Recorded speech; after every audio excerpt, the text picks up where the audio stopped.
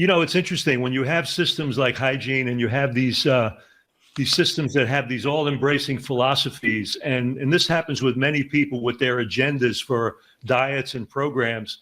They seem to have this idea that this a one thing fits all approach, and so they get very adamant about these philosophical approaches and lose sight of the fact that many times you have to deal with people where they are and with the shortcomings they have and the past histories that they have. And so, I know that this is something that you have actually spoken about, because you can't just adhere to an ideal philosophy every minute, because it may not be in the best interest of the person you may be counseling with. So let's talk about that just a little bit. How do you modify, the ideal philosophy of what we know is best in the best interest in the long run? Whole plant foods, certain amounts of activity, sleep, rest, all of those kinds of pieces. How does that factor into how you evaluate the people that you work with, and how do you transcend just getting locked in to just a philosophical approach where people can become almost like zealots, which is something that we saw very common in the hygiene movement for many, many years. People didn't care about, where it was. It had to be applied a certain way. So how do you approach that? I've seen many people personally damaged from the tenets of the American Natural Hygiene Society as advocated by Herbert Shelton, and they're strict in a religious-like fervor where they've damaged themselves and caused because sticking to the program, even though they're doing badly.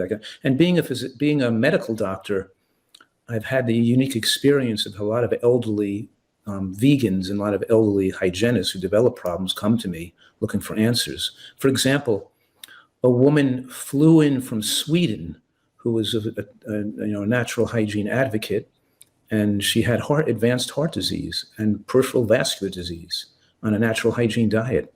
And when I evaluated her, I found her homocysteine to be like, almost 100, and her B12 she was so severely deficient in B12 that when I told her she's going to need to take B12 immediately because she's severely deficient, she refused.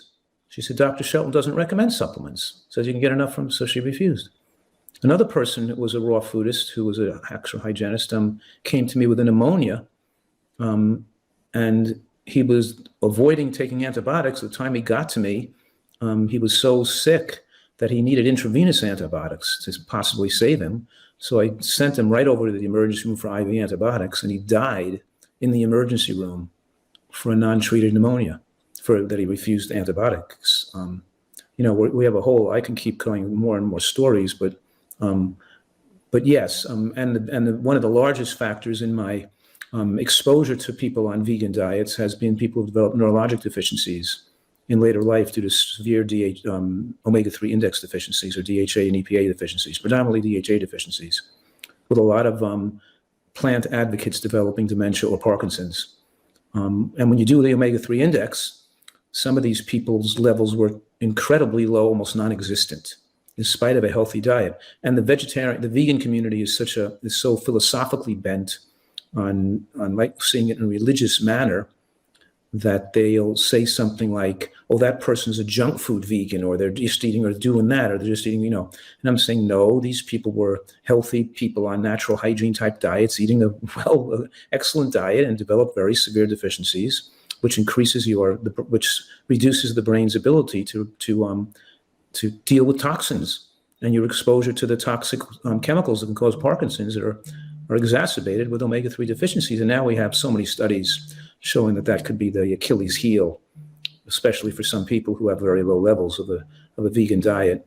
But there's a lot of other things that people are individual differences that we have to make modifications, and not everybody, we have to evaluate and do what's best for the individual person.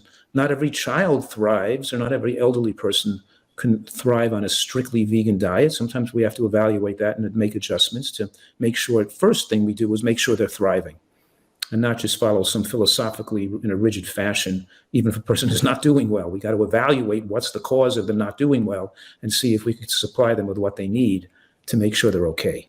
Well, the outcome for the person becomes most important.